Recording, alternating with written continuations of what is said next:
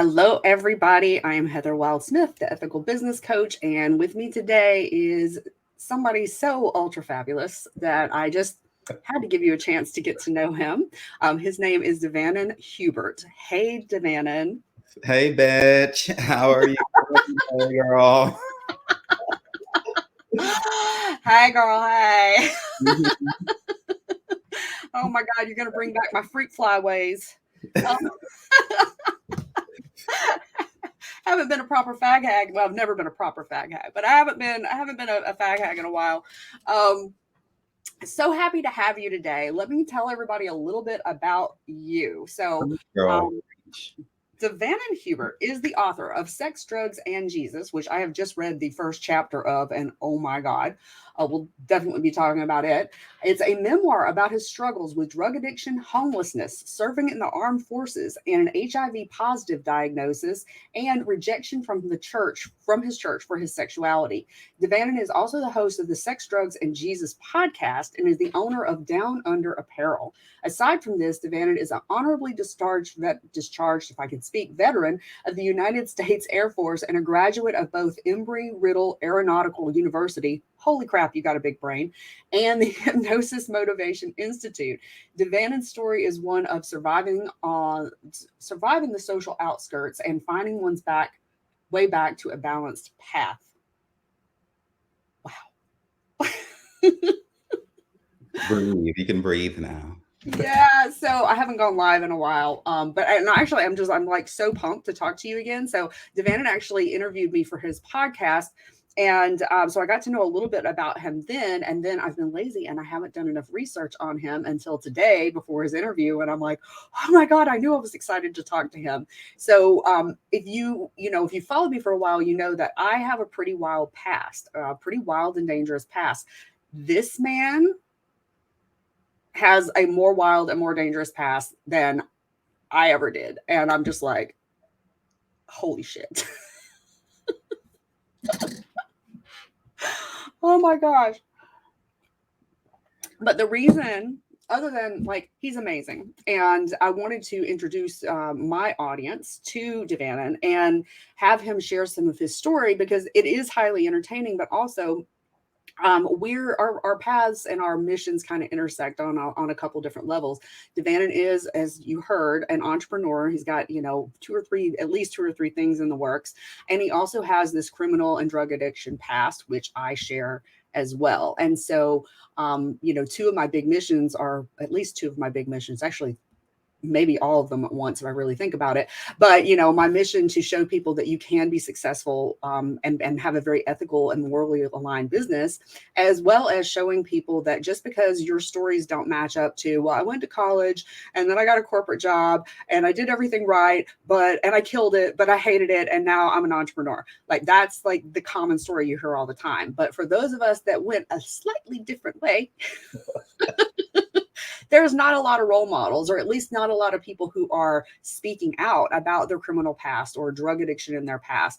And so I love being able to talk to people that are, they're not letting their past define them, and they're living from their truth, and they've made it into a mission. And Savannah just speaks wonderfully about that. Cool, man. Thanks for being here. I don't even know where to start. My mind is like,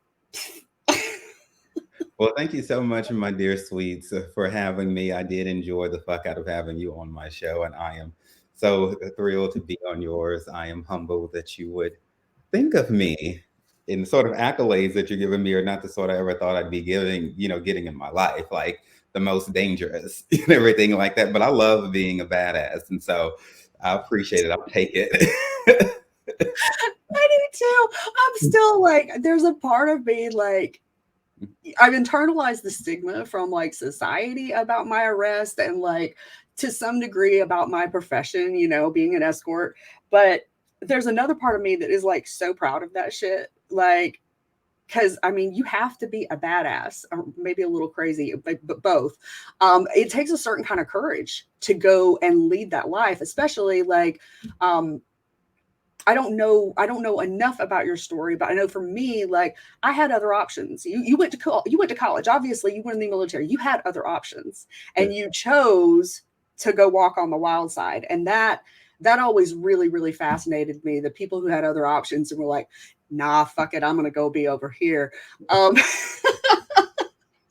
Can you, I guess that's a good place to start. Can you tell me, like, what do you feel like led to you making those decisions instead of just staying in the military or finishing, well, you did finish school.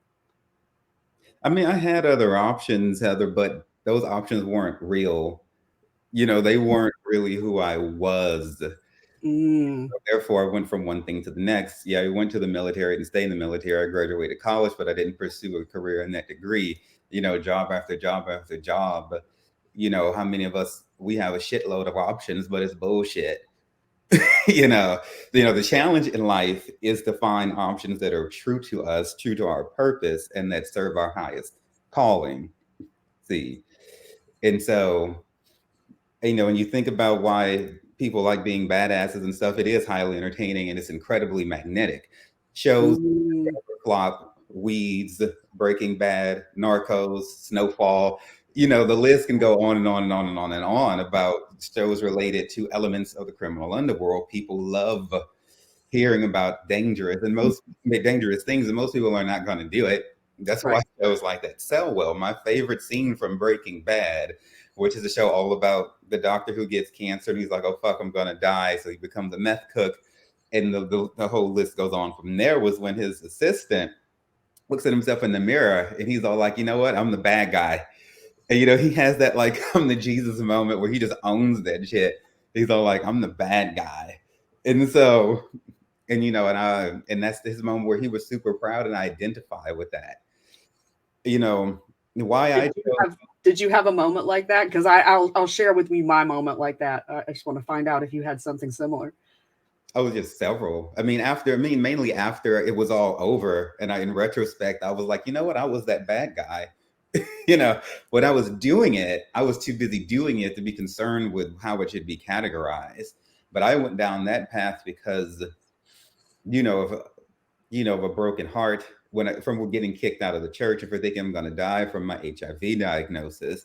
I was already having a successful job, but I'm like, if it's going to be my last year or a few months on earth, I'm going to do some shit I like. I'm great at selling drugs. I party like a rock star. So let's just take this shit full force and let's just go out. Let's Tony Montana this shit and end it with a face full of coke and meth and see how the fucking shit goes. I don't recommend that to anybody. I'm not advocating it. I'm just saying that was my choice. Right. I'm glad it didn't happen that way, but it was what it was. Wow. Wow. Well, my little moment, I actually was very, very aware, and I thought it was hilarious. I think it's stupid for any consensual crimes to be crimes. I think it causes more problems than it fixes, far more problems than it fixes, waste way too much money. But it was just so funny to me that as an escort, I was a criminal, and I'm like, I'm 5'2", like I'm like the least threatening person on the planet. And I would get up in the morning, and as I was brushing my teeth, I would giggle and say, I'm a criminal.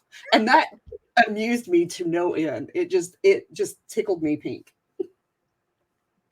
What it is your body. You should be able to do what you want with it. I don't care if it's selling it, if you want to go get an abortion, whatever the case. If you want to put drugs in it, the government is too fucking nosy and they need to mind their own damn business, in my humble opinion.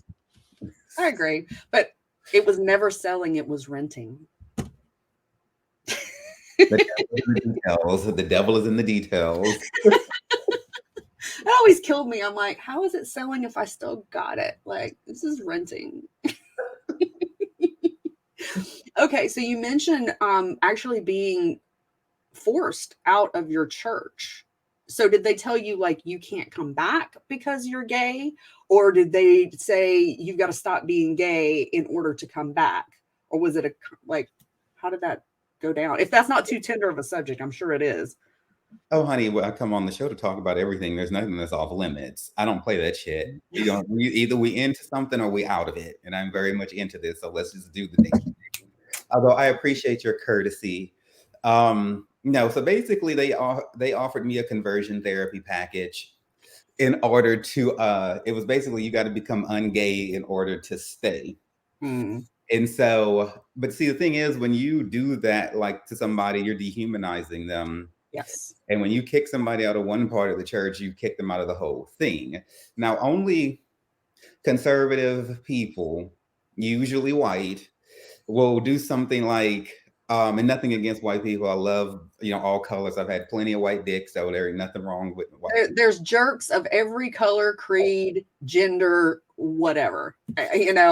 Yeah, But gotcha. usually it's going to be your conservative people who think it's okay to tell somebody to get out of here. You can't stay here because of who you are, but if you will change, then we will allow you. Because conservative people are not used to being the ones being kicked out of places.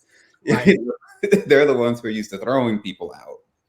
And so I was volunteering, and this was at Lakewood Church in Houston, Texas. Okay. Okay. I was singing in the adult choir, the worship leader in the kids ministry. I was a volunteer supervisor in the kids department, and I taught a group of third grade boys as well. And then I was in charge of the other teachers, and I was in charge also of the check-in process and the checkout process So also. you are highly involved and participating in this church. I'm sure tithing to it as well, and working for free. Right. It's not like you were, some churches do have leeches, some people that just show up and claim to be, working for God, and really they're just looking for handouts and access to the food pantry or whatever. That was not the case with you. You were actively involved and doing so much work. Like, I don't know how you had time to work doing all that. I mean, it sounds like church was like a full-time job for you. I was there at least 10 hours a week, and I was totally fine with that because I love volunteering. Okay. It's one of my greatest joys in life. When I was in the military, I received a medal for volunteering and everything like that. I am big on public service. But what happened was I had applied for a job there, and like the good Christian folk they are, when they prayerfully consider things, they got to go onto your social media because they can't just take the 2 or 3 years that you've worked with them as enough evidence of what you can do. They need to look at your social media account as well. And so they looked on my MySpace page. This is how new social media was. And there was a racy photo. I had on like a cowboy hat and underwear because I got tipsy into the photo shoot and I was hot. And so I put the fucker up there. Was what it was. Hell yeah. You're still hot. You're on YouTube, and everyone listening as well. You hot motherfuckers, you. And so they call me in there. They were like, we saw your MySpace photo and you can't be doing that. We see you, and I'll never forget the woman who was in charge of the kids choir. She was like, you can't be doing that, hanging out with them over there, talking about Montrose. She's like, you can't be hanging out in Montrose and serving at Lakewood. The two are just not going to go together. And so they were like, you're fired from the adult choir, the kids ministry, and everything like that, effective immediately. But you can be an usher as long as you take these books. We want you to read these books, and then we need you to become ungay, and you can become an usher, and then you can perhaps work your way back up into our graces in time to come. So I was like, now either I'm going to whip these bitches' ass up here on holy ground, or I'm going to walk the fuck out. Those were the only two choices I had because their minds were already made up. They made me waste my damn gas coming all the way across town from West Houston. They could have told me this shit, over the phone or something. So that's how that bullshit went down. And so I just walked the fuck out of the bitch and never went back. I tried to go back like maybe twice, but it just felt so awkward and weird. I'm sitting in the seats looking at the choir. I'm supposed to be up there in the choir. I couldn't say goodbye to the kids I used to serve with for years. That was weird. They're wondering what the fuck happened to Mr. D. God knows what the fuck they told them. Right. But, if anything at all. So I guess, if I'm going to be a heretic, well, then fuck it, I'm a heretic. So. I relate. I relate to some of your story. I kicked myself out of church. I grew up bisexual in a small, rural Georgia town, and going to these Southern Baptist churches where every single one of them was the only church. Every other church in the world was going to hell except for this church. And every single one of them, no matter which one you went to. Right. And obviously we didn't believe that because we skipped around. But the misogyny and the anti-gay stuff was just ridiculous. But the misogyny was the final straw for me when a preacher actually stood up and said that women had no place in church. And I'm a spiritual person, and I believed in God, but I didn't believe in a God that could condone, all of that stuff. So I left the church at 15. And yeah, I actually, a lot of my self-esteem issues and my anxiety actually come from being traumatized in church. Can you relate to that? Yeah, you had better sense than me. I should have hauled ass out of there long before they threw me out. It really was a great. I'm so glad that it happened. But Mm. yeah, self-esteem. Oh my God. I mean, the church told me everything was wrong: masturbation, dancing, drinking, Oh, sex outside of marriage. was it a Pentecostal church? Yeah, it was Pentecostal. Okay, so that's more strict than Southern Baptist, but yeah. Women couldn't wear too much jewelry. Dresses couldn't be too whorish or whatever. A little bit whorish was okay, but not too whorish. Depends on who's doing the judging on any particular day and time. Exactly. Who in the fuck sits around and thinks about this shit? So did it fuck up my self-esteem? Yeah, and I didn't really realize it, until later on, because now I'm going out there in the world judging other people because that's what I was taught to do, and they were the same way. Every denomination is going to hell except for the Church of God in Christ. And I remember sitting there thinking, well, how am I so lucky that I ended up here? And those other poor souls, all however many billion of them, are just damned. This shit don't sound right. But I Right. went What kind of God does this? Well, it's that God that you fear, I guess. That just gets me every time. I am a God-fearing woman. Why? Why would you want to fear God? Why is that something to brag about? I guess it depends on how they mean it. It's meant to be intended in like a reverential way because you understand that all powerful being has all power. So there's a way that you conduct yourself. Like if you're standing in front of a judge, like we have before, who's about to render a judgment on your ass, you don't just be like, "Hey, yo, what up, bitch?" You like Right. your honor. You have a certain reverence for Sure. the person who has authority over you. Sure. So that's how it's supposed to be meant. So them crazy ass conservative Christian people, whatever the fuck, I don't know how they mean half the shit that comes out of their mouth. Oh, I think they have a lot of nerve calling themselves Christians as well. they're not Christians. They just something else. I don't know what it is. I don't know what it is. Yeah, it's I've joked with my dad. My aunt is a non-denominational. She's Pentecostal.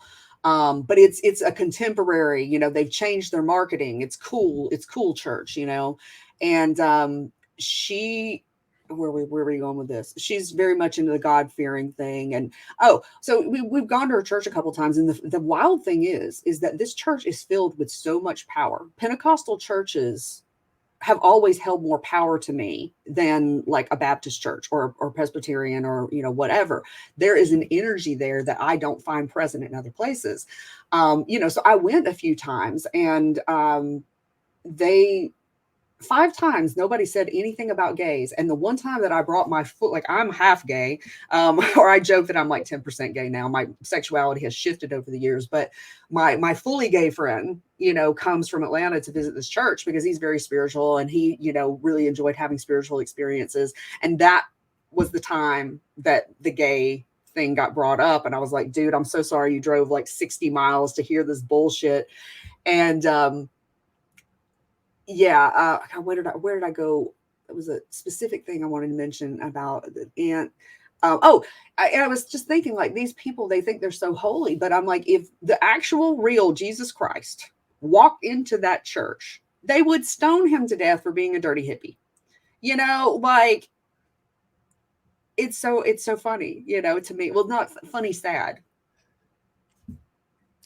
I will say one thing to the Pentecostals' credit, and there's that much credit that I give them crazy motherfuckers. But one thing they do, and the reason why you feel more power there than you do in other churches, is because they are willing to let God manifest himself in ways that other churches will not. So we're talking about the power of the Holy Ghost, people dancing up and down the aisles, getting slayed in the spirit. Okay, some of that is real, some of that is fake.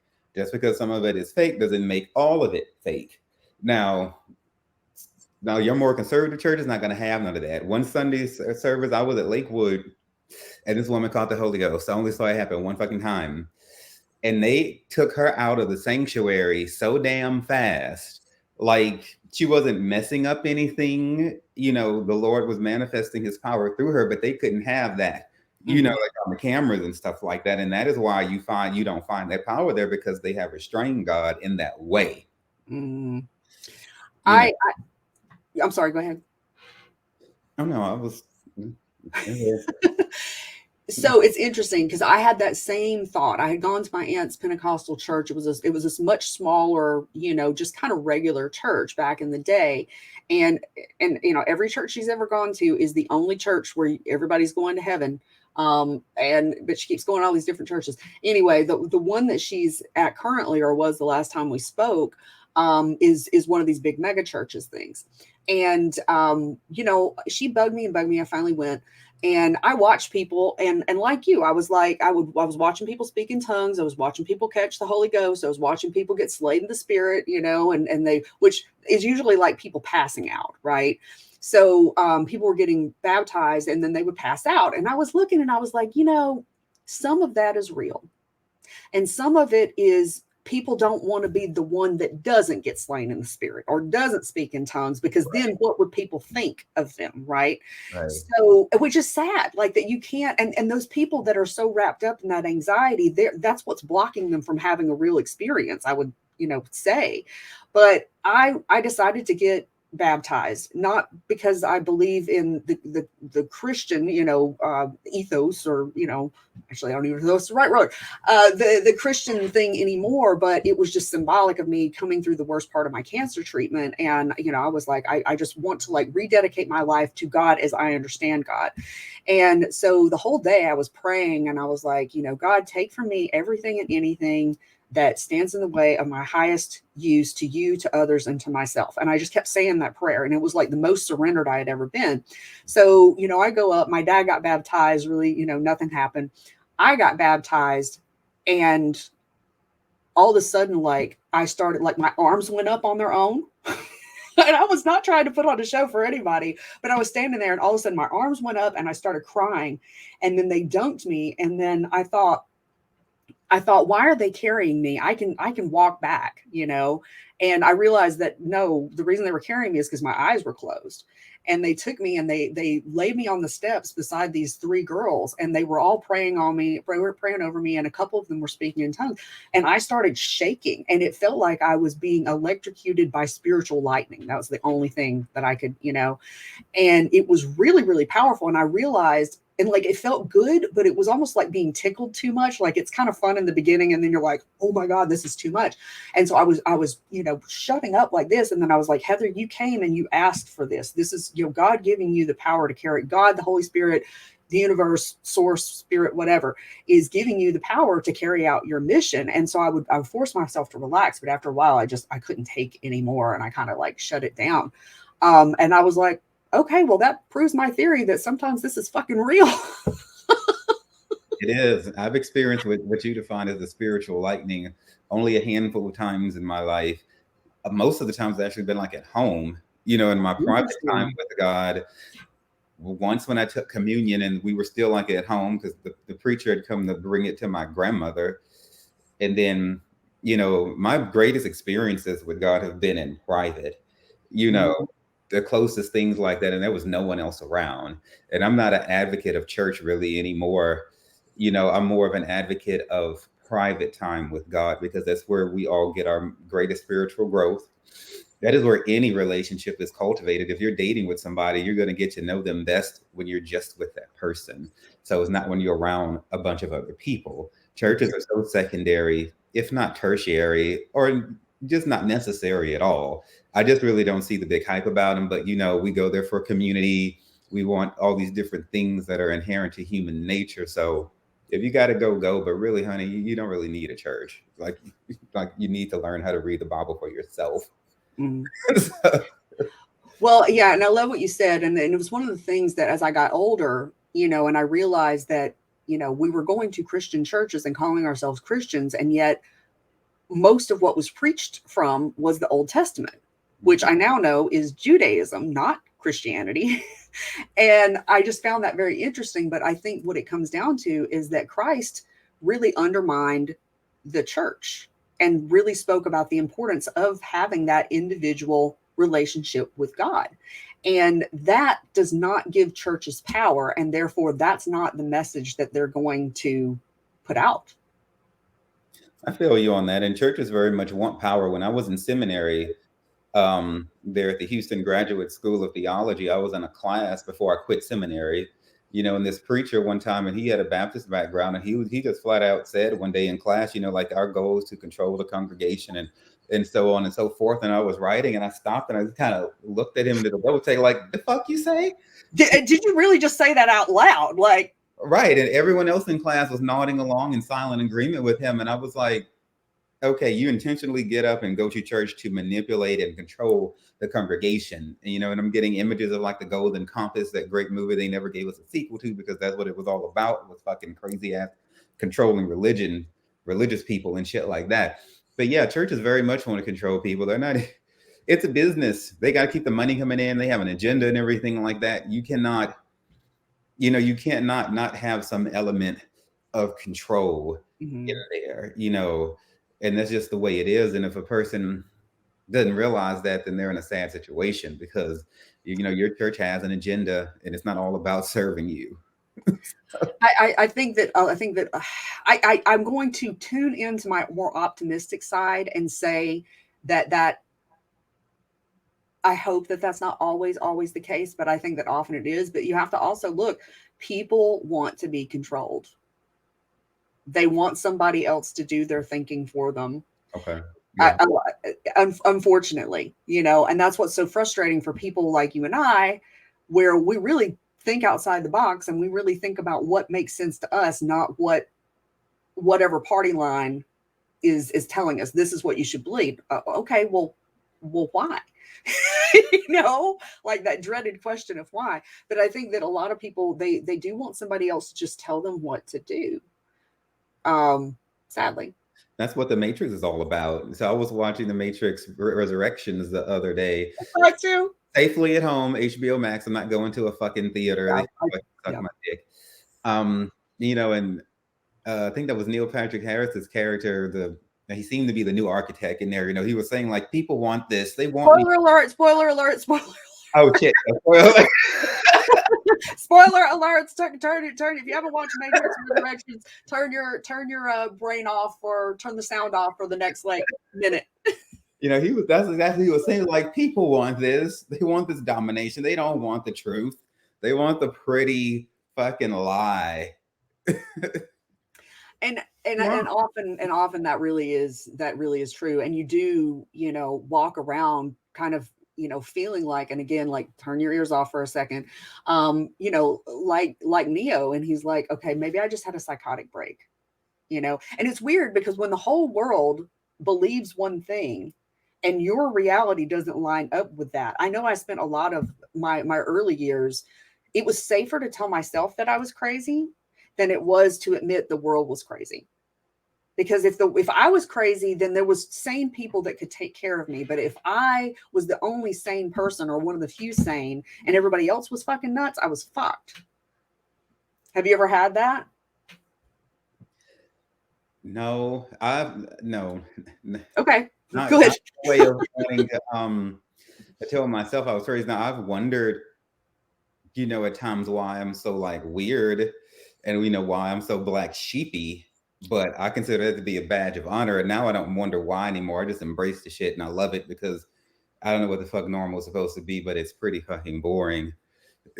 Over there on that side of the fence from the way I'm looking over here. I don't fucking want to go over there. They're not having nearly enough fun. Mm-mm. Well, I think of it as, and we talked about this. I can't remember if it was during your podcast or like before and after when we were just chatting, but there were times that, I was in recovery. I went to AA for a number of years. And during that time, I was still escorting. And I came upon people that were in the program, but they were relapsing. And I really feel like it was a spiritual reason why I got sent to that person. I was able to be there and be a voice of reason for them when nobody else could get to them. They weren't going to call their sponsor. They weren't, reaching out for help. And one guy, he even said, he like stood up once he said something about something. And I was like, oh, well, actually I'm in the program. And he stood up and he said, God, I call a hooker and you send me somebody from AA. But he kept me for a couple of hours, and we talked, and he did his thing, and I didn't look down on him, and I didn't judge him. And I feel like that's the reason some of us have to be the oddballs, because not everybody is going to wander into a church, a place where I think God can speak to us anywhere and anytime. Sometimes God speaks to me through songs or a commercial, or I'll just have a random thought zip through my head that I'm like, that didn't come from me. Dreams, right? Other people can walk up and say something to you. I know if I hear a similar message from 3 people that aren't related in a short period of time, I'm like, But yeah, I think that thus the weirdos, we're there to like get the other black sheep, and just be there to witness to them in a different way. And this was one of the things that really fascinated me, is you talked about your life and your businesses as a part of your mission. And I could hear in the way that you said that it wasn't just like, we talk about, oh, this is my mission, it was like a deep spiritual, like, purpose behind it. Can you tell me more about that? Well, one doesn't get to do the type of shit that I did and live without the purpose of you having a second chance at life being other than to pay that forward and to help other people. Okay, because I almost got killed a couple of times there on the streets of Houston because I had a lot of enemies and I was in a lot of stupid shit. And since I had lost the will to live, since I thought I would be dying anyway, I was extra sloppy and careless. And so it was nothing but the hand of the Lord. How's the Bible say it? With a mighty hand and an outstretched arm. Okay, that is the only thing that delivered me safely from Houston, Texas, back home to my parents in Baton Rouge.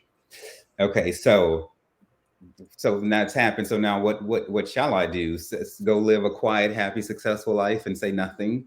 I don't think that was the point.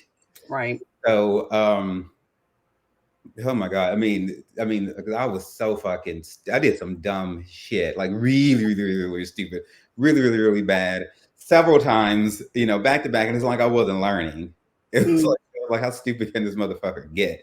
And yet, and yet here I am. And so, yeah, absolutely. I'm going to be as transparent as I can, because when people hear that other people have gone through the shit that they did, it's strengthening to them, even without me giving advice to a person. Just hearing a similar story is enough for some people to not kill themselves, to not cut themselves again, to just stay a little longer.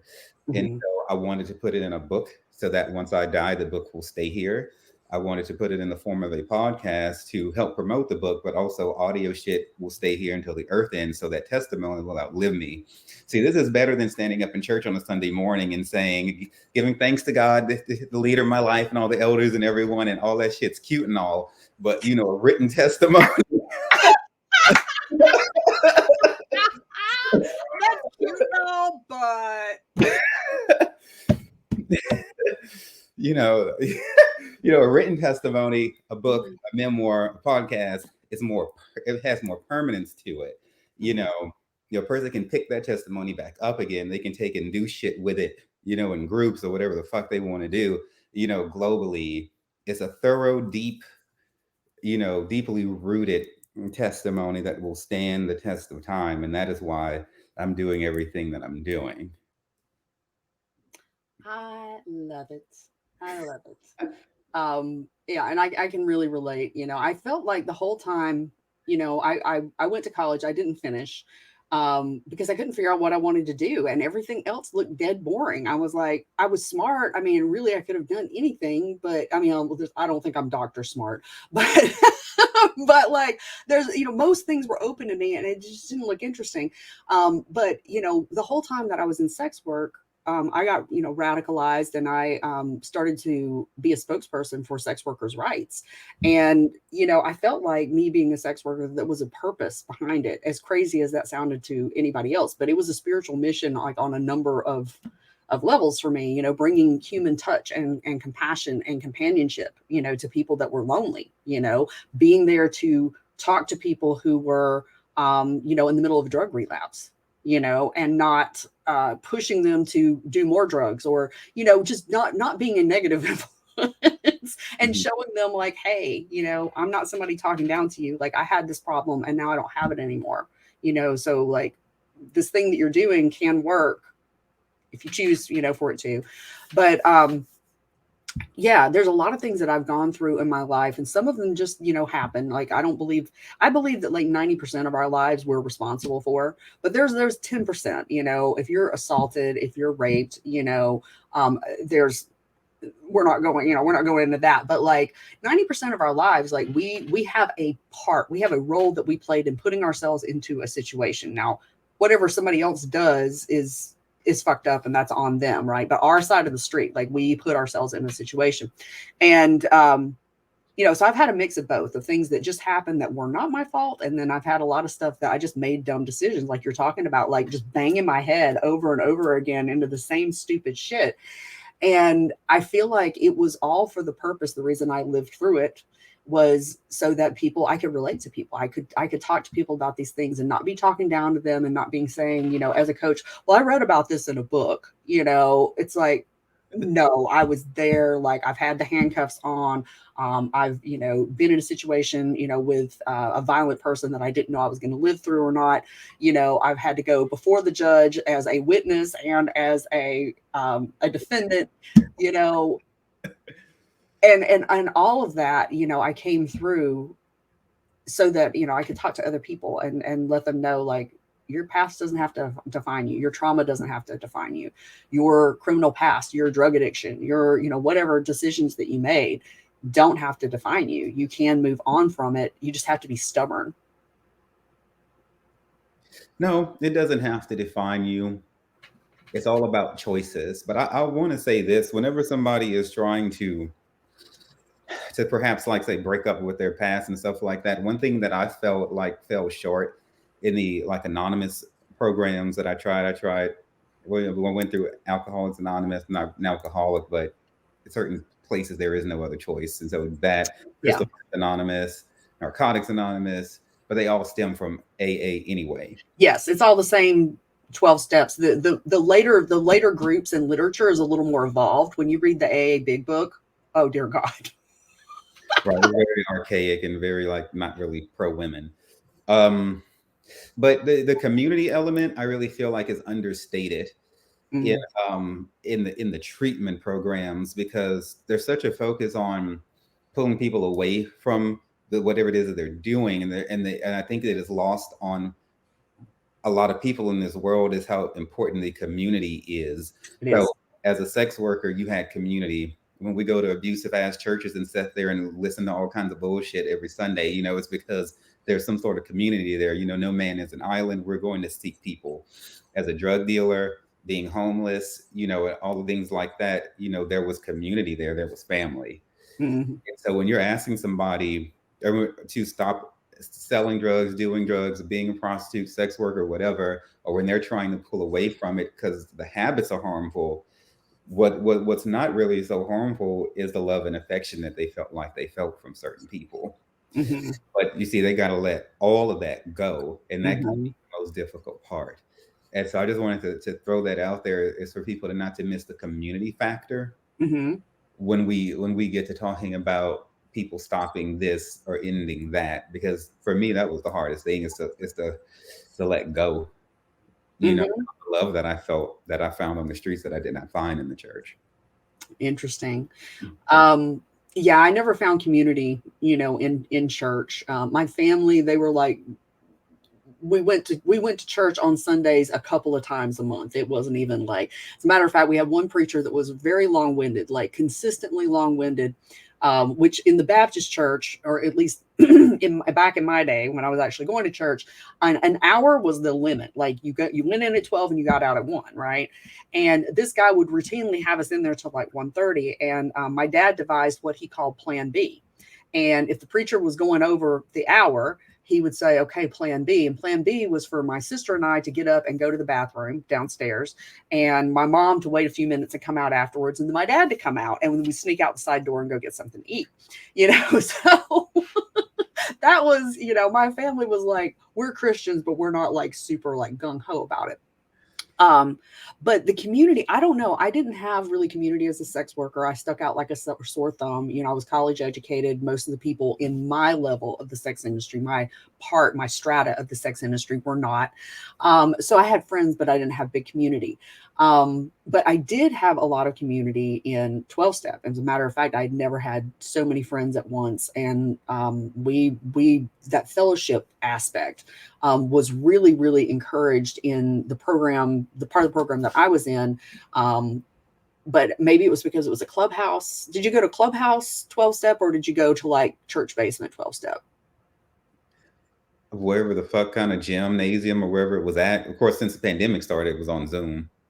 Right, right, right. Well, clubhouse AA and church basement AA are very different. Is my understanding. With the clubhouse, there's a lot more community. So if you live in like a big city, um, and one of the big things was emphasized to me is they called it playmates and playpens. You know, it's not enough to give up doing, you know, this harmful behavior. If you keep hanging around with the same people in the same places, it's a lot easier to go back to it. And so that was something that was very much emphasized, and the importance of, you know, you don't just go to the meeting, you go to fellowship afterwards.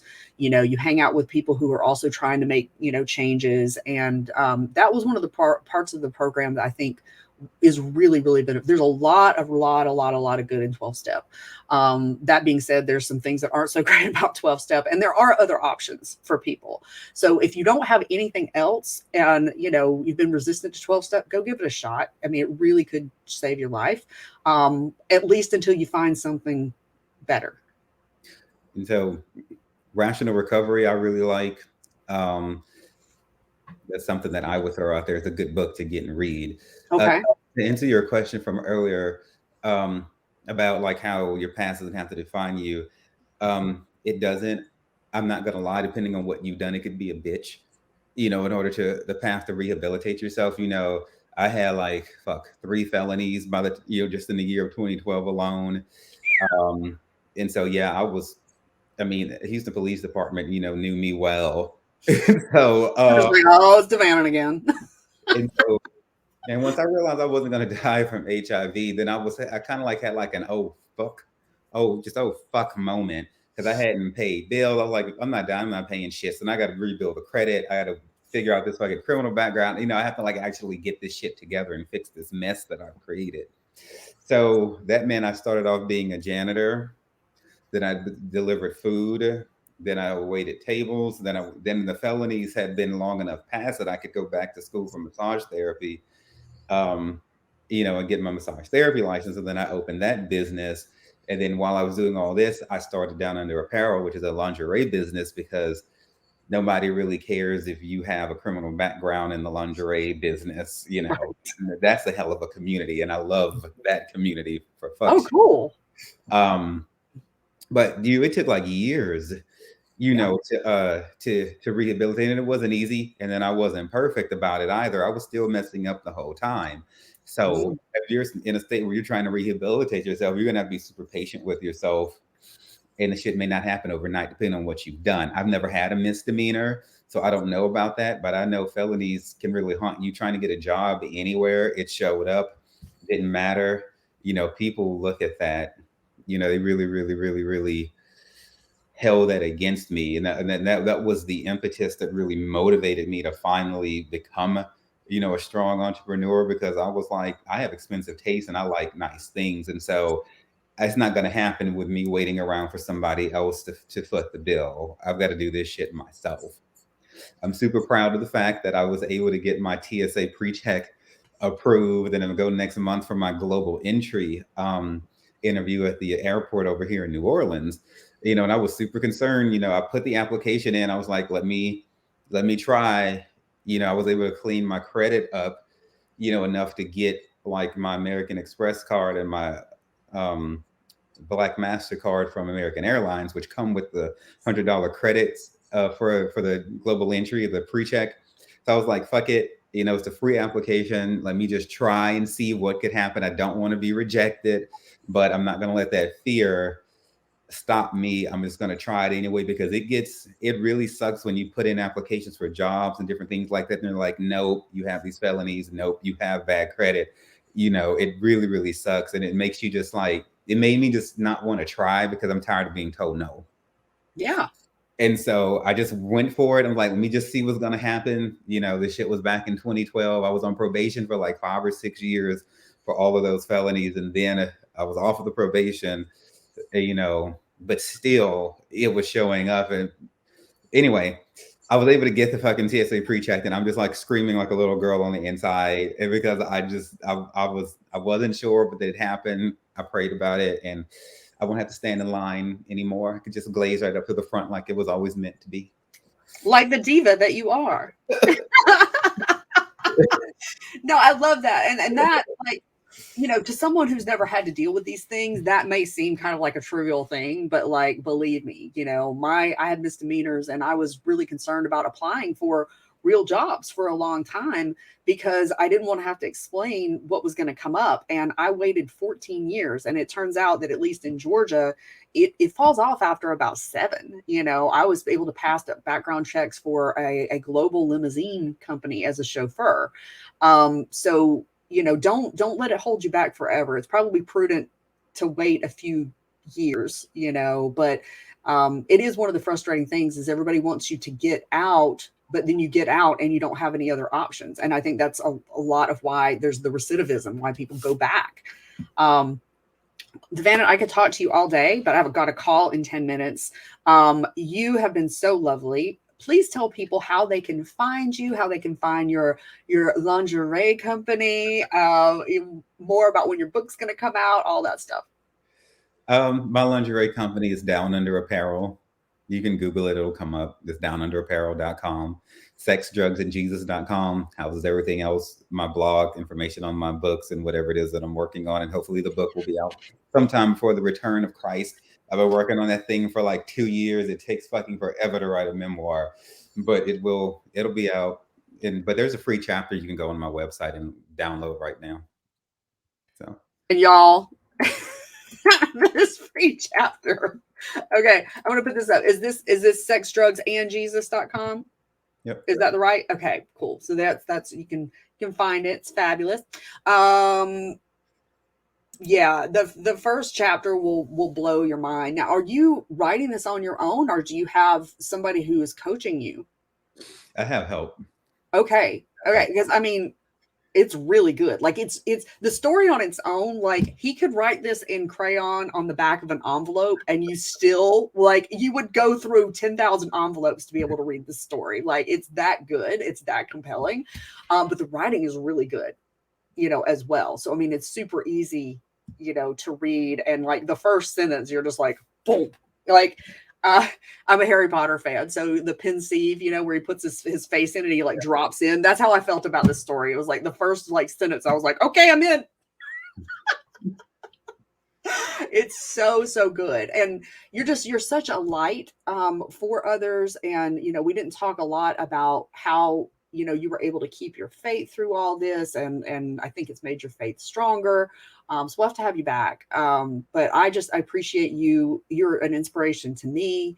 I'm really happy to know that there's other people out there that are, they're doing kind of a similar kind of work, and beyond. You have such a strong faith and such a strong spiritual aspect. It's beautiful. Thank you, my dear. I enjoyed coming on your show. I appreciate you having me. I don't take this opportunity for granted. Well, lovely, lovely. Well, dear, everybody reach out to DeVannon. He is in my friends list on Facebook, although I don't think you hang out on Facebook much, do you? Nah, I mean, if someone were to message me or email me, they'd probably get a quicker response. But I mean, okay. I go on Facebook to post pictures of my cats. Is there a social media platform that you are more active on? I mean, I have social media, Instagram, YouTube, and everything for Sex, Drugs, and Jesus. So if someone messages me, I will respond to it, but it might not be within the next 5 minutes. You know how some people are, as soon as you send the shit, they're responding. Yeah, I'll get back to you, but I'll get at you when I get at you. I'm gonna get at you, dude. Writing this book is time consuming. It's like having a child or two. My life is rearranged because of this memoir. When it's out, then I'll have all the time in the world, but that's just not my reality right now. No, I get it. And you know, you don't need to be a slave to your business like that anyway. Like any, you know, you anybody that can't wait 48 hours for you to get back to them, like you probably don't want to mess with them anyway. Like, you know, like you gotta people that don't understand that you've got a life. So well, happy 2022. I know it's going to be an amazing year for you. I look forward to talking to you more. I'm so excited. I think it was Jay Schiffman that got us together. Choose Your Struggle podcast. Yeah. Yeah. It's another really good one. So yeah, well, happy New Year, everyone. Happy New Year, DeVannon. Thank you so much for coming on. I appreciate you. Thank you for having me, my dear. Happy New Year, everyone.